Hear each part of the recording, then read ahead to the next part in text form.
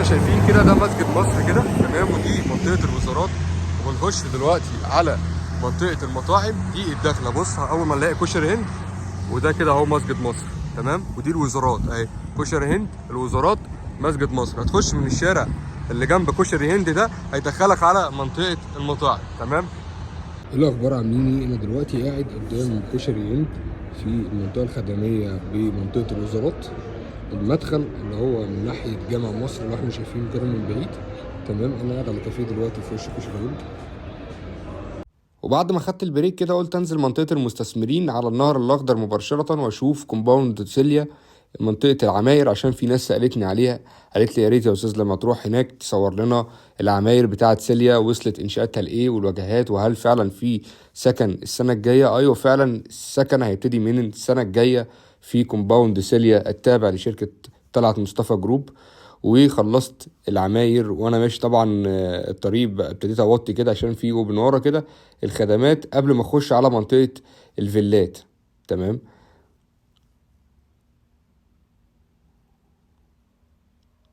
ده كده مدخل لبوابة الكومباوند بتاع سيليا طلعت مصطفى. وانا ماشي طبعا حاسس ان انا بعدت شوية عن منطقة النهر الاخضر تمام، وكده ابتديت اخش عند الفيلات. زي ما انتوا شايفين كده منطقة الفيلات ايه ابتدت. طيب الناس اللي بتسأل بتقول لي انت كده واقف فين بالظبط؟ عايز اقول لك انا كده واقف في الشارع اللي فاصل ما بين منطقة المستثمرين والمنطقة بتاعت الفيلات التابعة لشركة طلعت مصطفى سيليا كومباوند. زي ما انتوا شايفين كده الفيلل، قربت شوية منها بالعربية عشان نشوف ايه الديزاين الايطالي للفيلل اللي كومباوند طلعت مصطفى تمام. يا رب برضو ايه انا عدت التصوير تاني لان في ناس كتير قالت لي انا مش شايف الفيلل كويس، التصوير ما كانش احسن حاجة، فلا انا ظبطت التصوير شوية تمام. عايز اقول لكم معلش بقى ان الموبايل ما كانش ثابت عشان الارض ما كانتش متسفلته كلها حتت وحتت، فطبعا يعني ما كانتش جايبه ايه احسن حاجه برضو. هو الكومباوند زي ما احنا شايفين كده انا صورته فيديو كامل عشان الناس كلها اللي كانت بتسأل بتقول هو الكومباوند فعلا هيسكن السنه الجايه. زي ما انت شايف الكومباوند كله متشطب واجهات وكل حاجه، حتى الشوارع جوه خلصانه خالص. الطرق البطيء اللي بتوازي الطرق السريع، يعني كل كومباوند قدامه شارع بطيء رايح جاي عشان الناس اللي خارجه من كومباوند والناس اللي داخله الكومباوند ما تزحمش الشارع ويحصل مشاكل او حوادث لا قدر الله. طبعا زي ما احنا شايفين كده كل ده كومباوند سيليا طلعت مصطفى. وبعدين ابتديت ايه اخش على الناحيه التانية اصور شركه مصر ايطاليا كومباوند البوسكو، هو الموازي بالظبط لشركه طلعت مصطفى جروب. كومباوند سيليا هو الموازي قدامها بالظبط البوسكو التابع لشركه مصر ايطاليا. زي ما احنا شايفين برضو استلامات فوري وتشطيب وكل حاجه، وكمان ده النادي بتاع الكومباوند زي ما انت شايف. وابتديت اكمل بقى الطريق زي ما انت شايف كده عند الستريب مول التابع لشركة بيتر هوم تمام، جنب الكاتدرائية بالظبط. وتحت الكومباوند ده موجود شركة الصفوة اس يو دي تمام. زي ما احنا شايفين كده مع بعض، هنا سيليا طلعت مصطفى تمام، وهنا المستثمرين، واول حاجة كومباوند الفيلات التابع لشركة بيتر هوم اللي هو قدامه الستريب مول اللي قبل الكاتدرائية. زي ما انتوا شايفين انا ابتديت هنا خدت المنطقة النهاردة الفيديو كله عن منطقة المستثمرين، الشارع اللي بيقسم النهر الأخضر اللي فيه كومباوند سيلة طلعت مصطفى، والشارع التاني اللي هو في منطقة المستثمرين اللي هي فيها الشركات البيج نيم زي مصر إيطاليا وبيتر هوم والصفوة والشركة السعودية وستيلا وبوكا، وطبعا مش هنسى ووتر واي. وطبعا زي ما انتوا شايفين كده الاستريم مول اللي على الشوارع الرئيسية في منطقة المستثمرين أمام الفلل بتاعة طلعت مصطفى كومباوند سيليا، مميزة جدا جدا جدا زي ما احنا شايفين كده مع بعض. والشارع عرضه واسع جدا لحد 120 متر عرض الشارع بالطرق البطيء. طبعا لما اشيل منهم الطرق البطيء الشارع هيصفى رايح جاي على 90 متر. ابتديت امشي في المنطقه كده واحده واحده، قلت نتفرج مع بعض كلنا ايه منطقه المستثمرين، عشان كانت في ناس كتير طلبت ليه تقول منطقه المستثمرين دي مميزه.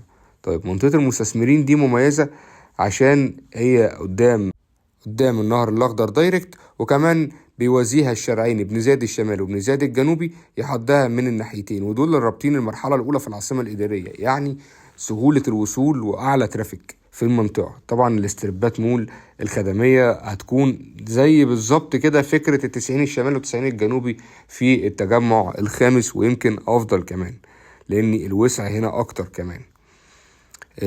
طبعا الانشاءات في المنطقة دي عالية جدا والاسعار كمان عالية جدا، ولكن المنطقة دي مميزة جدا جدا جدا جدا جدا، لان النهاردة انا باخد شقة في منطقة كلها بيج نيم.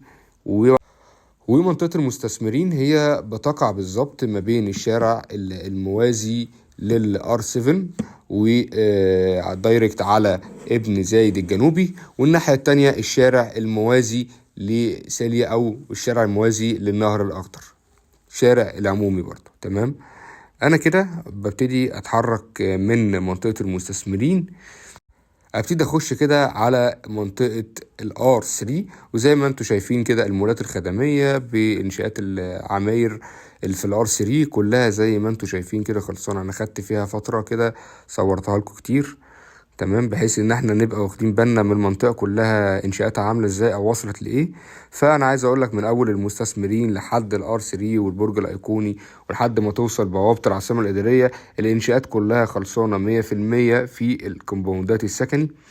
تعتبر في المنطقة يعني كلها هي منطقة المستثمرين تعتبر هي اخر طرح، وبعد منطقة المستثمرين هلاقي الار 7 هي اللي داخلة الطرح اللي بعديها، واخر حاجة عندي في المرحلة الاولى هي الار 8.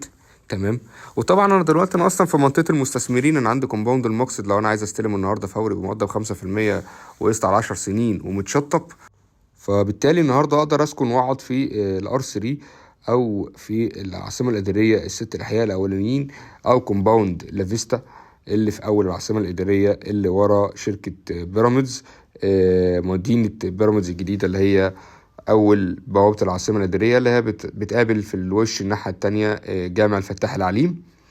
ودلوقتي المنطقه نتكلم عنها شويه. زي ما انتم شايفين البوابات عامله ازاي اللي بتدخلك على المناطق السكنيه، والشغل الشوارع حتى بتسفلتها مفيش غير حاجات بسيطه، مثلا الحاجات البطيء او الحاجات الحر، والمولات الخدميه لو ناقص حاجات فيها بتبتدي تكمل زي ما انتم شايفين الناحيه التانية. المولات كمان معظمها انشاءاتها معدية 70% زي ما انتوا، لانها كلها ارضي ودروين، وطبعا اللي واخدة الواجهات كلها انا شايف ان كلها متشطبة سوبر لوكس مش ناقصة اي حاجة. وكده ابتديت اخش على البرج الايقوني بقى عشان نوضح حلقة النهاردة، ويا رب تكون الحلقة عجبتكم وما كنتش طولت عليكم زي كل مرة كده. وما تنساش تعملوا سبسكرايب وتفعل الجرس. شكرا.